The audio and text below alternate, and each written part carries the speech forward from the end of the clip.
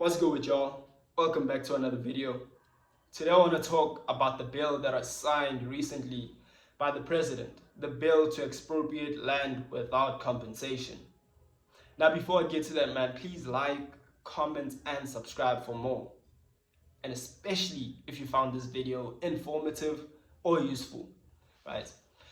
Now, the bill that was signed recently by the president to bring back the land without compensation, to bring back the land that was forcefully stolen from our forefathers, that bill that is signed recently is just another politic mind game.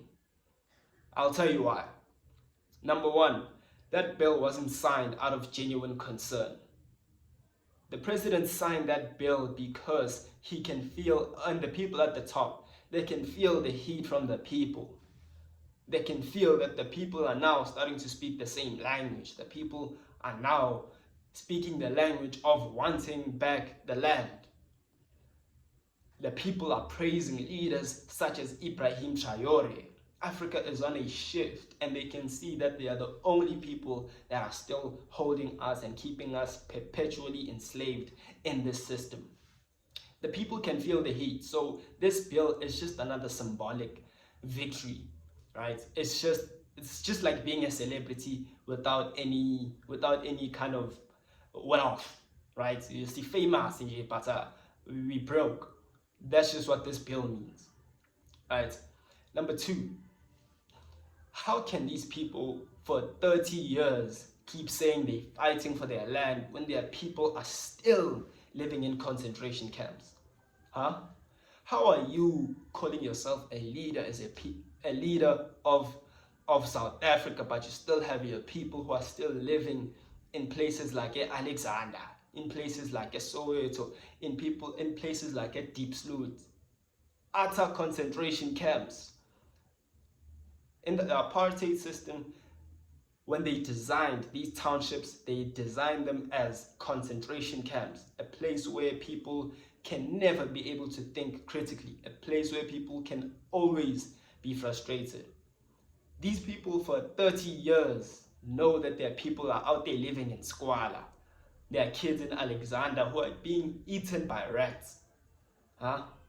There are people in Soweto, 9 million people in Soweto, 9 million people. In one yard, you'll find that there's 25 people living there somewhere. These people know all of this and they've still not decided to move their people out of this. And now they introduce this bill, this fake bill, this bill that's probably going to take another 30 years to implement. Because who are they saying they're going to bring back the land to? Who does the land belong to? They're not going to tell you because they're just going to look for random people who are going to come and claim. And that's not even how it should be. The land should be restored back to the kings and queens because they are the real custodians of this land. And then the kings and queens obviously have their people who they just, take care of in their own area. That's how the land should be distributed. The land should not be distributed back to just some random person. The land should be distributed back to the kings and queens because they are the true custodians. Because even if you say you're bringing back the land, what am I going to do with land if I don't have any sort of leadership, if I don't have any sort of community that we have a unified vision? Truly, these people are still keeping us perpetually enslaved. All these politicians, they still want to play the political game. And I've been saying this 100 times. Politics in South Africa is an illegal system. Politics in South Africa is the Roman Dutch law. The whole system in South Africa is under, or was constructed under, the idea of the Roman Dutch law. The UN says it again. You cannot implement a foreign law in another country. So this system that we're living in is utterly illegal. And these people, if we had sense, if we were sharing this information at such a rate, then we'd just stop. We should, but that's just a story for another day. The point is, This is just another symbolic victory. Don't get your hopes up. The land ain't going to be returned through politics. It's just simply not, man. Thina madoda kumele nje siyihlome siyihlasele ngoba yabona impi sesangweni. Bengu-Twitter namhlanje ngiyababona phana lamabhunu akwatile. Lamabhunu akwatile ukuthi umhlaba uyabuya.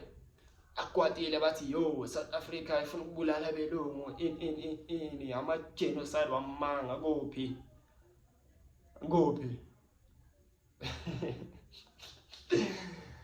Mara labantu banesibindi yazi. Bafika la bazohumba umhlaba wethu. Bawuthathe bawutshontshe babulala okhokho bethu. Bafike basifake kuyinhlupheko. Ceda bazositshela ukuthi thina asibafoweli thina si racist. They're even calling these triple BEEs, all those kind of laws, they're calling them race laws, which they are. But why do we even have those laws in the first place? Why do we even have EBEE? Why do we have AAA? Why do we have these laws that empower black people in the first place in South Africa? Because of the system that was instilled, because of the inhumanity we suffered as people. And then they have the nerve to say South Africa is practicing reverse racism. What do you mean? What do you mean you're practicing reverse racism? Isn't the whole point to be one nation? Isn't the whole point to restore equality among people so that we are on an equal playing field? And then they bring that American propaganda, communism. Communism is just some American propaganda that most people just, they parrot. They think capitalism is all it is. What kind of people, what conscience do you have as a person?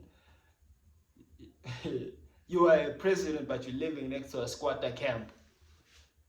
What kind of conscience is that? What are you gonna say? They didn't earn it. Umama lo yenza amagwinya.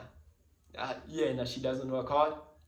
Amajita lavuka ekuseni njalo ayosipana. They don't work hard. The kids that work hard in school, the kids that get all the grades, they don't work hard.